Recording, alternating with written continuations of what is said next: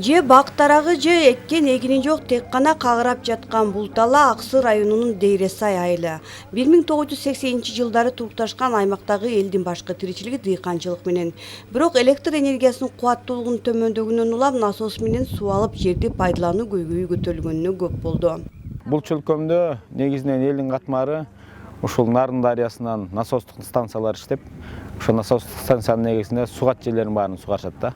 Азыр мына өзүңүздөр көрүп турган жерлерде Дейрес айылында 10-15 жылдан бери көйгөй чечилбей келаткан маселе эле.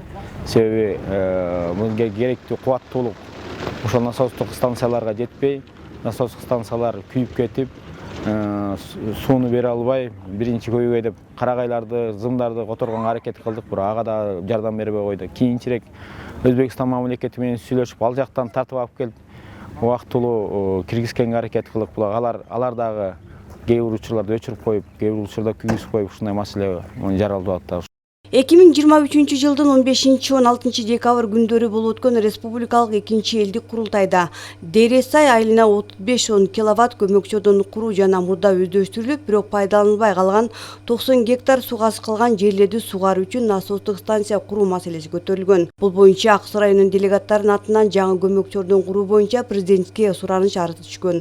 Бул Дейрес 35-10 подстанциясын курган негизги себеби бул жерде Дейрес фидеринин узундугу 26 километр, 26-800 километр болгон. Ошондуктан фидердин эң акыркы тарабында напряжение түшүп кеткендигинен маселе көтөрүлгөн. Бүгүнкү күндө азыр подстанция түштү. Бул жерде азыр основной элге берген напряжениянын кубаттуулугу нормада. Андан сырткары да өзүңүздөр көрүп атасыздар, бул жерге суу чарба, таза суу долбоору ишке ашып атат. Андан сырткары жерлерди өздөштүрүү үчүн кошумча суу чарба ишканасынын насостук станциялары да түшкөн атат. Кыргыз Республикасынын энергетика министри Таалай Ибраев Жалал Абад облусуна болгон иш сапарын алкагында өзү тапшырма берген Аксы районунун Дейресай айылына жаңы курулган көмөкчөрдөн ишке киргизүү иш чарасына катышты. Аксы район делегаттары алар ошондой суранды эле, бул жерде бир 200 гектардан ашык жер, азыр өзүңөр уктуңар, суу жетпей атат. Суу жетпеген бир себеби насостор жок. Насос электр энергия менен иштейт. Ошол биздин ушу райондун туруктуу элдеринин суранычы боюнча ушу линияны тартып берип, мына азыр улуттук электр тармактан өзүнүн каражатынан 16 миллион сомдун тегерегинде каржылап, өзлөрү ушул Аксы районунун кызматкерлери, Жалал Абад ПЭСтин кызматкерлери менен чогуу ушул көмөкчөрдөн бүгүн ишке киргизип атабыз. Элдин көптөн берки тилеги ишке ашты. Эми алар өз турмушун дыйканчылык менен жакшыртууга толук мүмкүнчүлүк болот. Эгер ушундай подстанцияда болуп насосторду көбөйтсөк, Кыргызстанды бага турган жер жатыр мынакта.